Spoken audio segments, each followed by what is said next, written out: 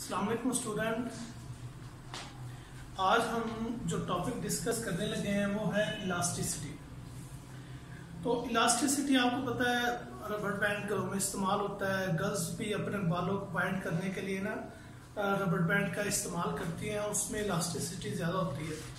लेकिन इलास्टिसिटी को समझने के लिए पहले हमें समझते हैं डिफॉर्मिंग फोर्स।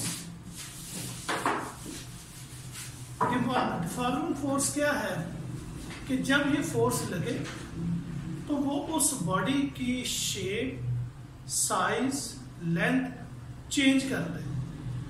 उसे हम क्या बोलते हैं कि हमने उसके ऊपर कौन सी फोर्स लगाई है, डिफॉर्मिंग फोर्स। फॉर एग्जांपल आपके पास रबर बैंड है, आप उसे ऐसे उसके ऊपर फोर्स लगाते हैं तो क्या उसकी शेप चेंज हो जाती है, उसकी लेंथ भी चेंज हो जाती है, उसकी शेप चेंज हो जाती है, हत्ता कि उसकी हाइट तक चेंज हो जाती है। वो जो हम फोर्स लगा रहे होते हैं उसके ऊपर, तो उसे हम कहते हैं डिफॉर्मिंग फोर्स। अब इलास्टिसिटी क्या है? इलास्टिसिटी में हम अगर किसी बॉडी के ऊपर फोर्स लगाते हैं और उस बॉडी की शेप, उसकी ओरिजिनल शेप, उसकी लेंथ में इजाफा हो जाए और फिर हम वो डिफॉर्मिंग फोर्स खत्म करने के बाद वो ऑब्जेक्ट, वो बॉडी वापस अपनी असल पोजीशन में आ जाए, तो उसे हम बोलते हैं इलास्टिसिटी। यानी कि मैं अगर डिफॉर्मिंग फोर्स किसी बॉडी पे लगाता हूँ और उससे उसकी शेप, उसकी लेंथ, उसकी हाइट वगैरह चेंज होती है और जैसे ही वो फोर्स खत्म करता हूँ वो वापस अपनी पोजीशन पे आ जाती है, तो उसे हम क्या बोलते हैं, इलास्टिसिटी। जैसे अगर रबर बैंड है वो ओवल शेप, गोल शेप का होता है ऑलमोस्ट, तो उसे हम जब स्ट्रेच करेंगे, ऐसे उसे खींचेंगे तो उसकी शेप चेंज होगी और जो फोर्स मैं लगा रहा हूँ वो डिफॉर्मिंग फोर्स होगी, क्योंकि उसने उसकी शेप चेंज कर दी है। और जब वो डिफॉर्मिंग फोर्स खत्म करूंगा, सीज करूंगा, तो वो वापस अपनी पोजीशन पे आ जाएगी ओरिजिनल शेप में, तो उसे हम बोलते हैं इलास्टिसिटी। तो सबसे पहले आप पॉइंट आउट कर लें पेज 160 पे 1 2 3 4 5 6 7 8 वाली लाइन पर डिफॉर्मिंग फोर्स की डेफिनेशन है। The applied force that change shape, length और volume of a substance is called deforming force. उसके बाद आप नीचे डेफिनेशन पे आ जाए elasticity. The property of a body to restore its original size and shape, जो अपनी असल साइज और शेप को वापस ले आए, रीस्टोर वापस आ जाए। As the deforming force ceases, जब डिफॉर्मिंग फोर्स को खत्म किया जाए, सीज इसका मतलब खत्म करना, to act is called elasticity. उसके बाद हमारे पास एक टर्म आती है स्ट्रेस। अब स्ट्रेस ये फोर्स है जो यूनिट एरिया के ऊपर लगती है। फॉर एग्जांपल ये हम फोर्स लगाते हैं यूनिट एरिया के ऊपर, ये एक रेशो है, रेट इसे समझ लें। यूनिट एरिया के ऊपर जो हम फोर्स लगाएंगे उसे हम क्या बोलेंगे, स्ट्रेस। ये डेफिनेशन है इसकी। The force acting on unit area at the surface of a body is called stress. Stress का फॉर्मूला फोर्स ओवर एरिया। तो अगर इसका यूनिट की तरफ हम देखें तो फोर्स हम कहते हैं, इसका यूनिट जो इंटरनेशनल है वो न्यूटन है और एरिया का जो यूनिट है वो है मीटर स्क्वायर। तो Nm-2 ये इसका यूनिट बनेगा। अगर हम किसी बॉडी के ऊपर स्ट्रेस अप्लाई करते हैं और उस स्ट्रेस से कुछ चेंज आ जाए, उस बॉडी की शेप, वॉल्यूम चेंज हो जाए, तो उससे जो नेक्स्ट टर्म निकलेगी, स्ट्रेस लगाने से जो चेंज आ गया है किसी बॉडी के अंदर, उसकी शेप चेंज हो गई है, तो हम कहेंगे उसके अंदर क्या आ गई है, स्ट्रेन। क्या मौजूद है, स्ट्रेन।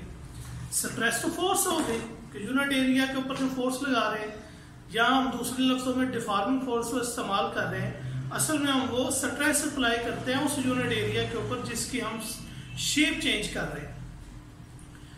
तो ये यहाँ पे नेक्स्ट है, in SI unit the stress is newton per square metre strain when stress act on a body.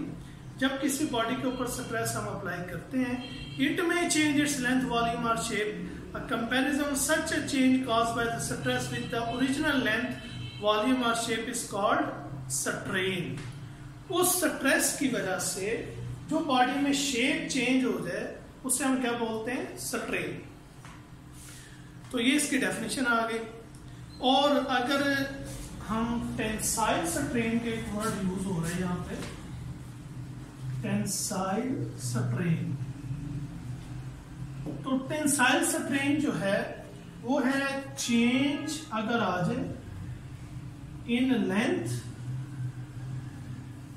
किससे, स्ट्रेस अप्लाई करने से।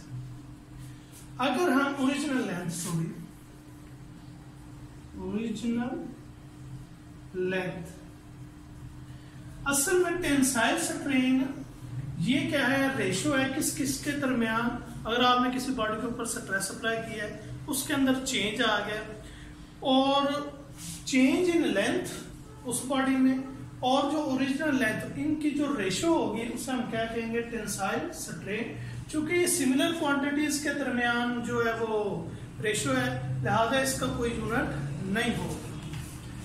स्ट्रेस से किसी बॉडी पर अप्लाई करेंगे, उसकी ओरिजिनल शेप चेंज होगी। अगर वो शेप चेंज हो जाती है तो उसे हम कहते हैं स्ट्रेन। जो चेंज इन लेंथ आ जाएगी ओरिजिनल लेंथ के लिहाज से, तो उसे हम बोलते हैं टेंसाइल स्ट्रेन। तो ये आगे उसने बताया, it if stress producing a change in length of an object then the strain is called tensile strain.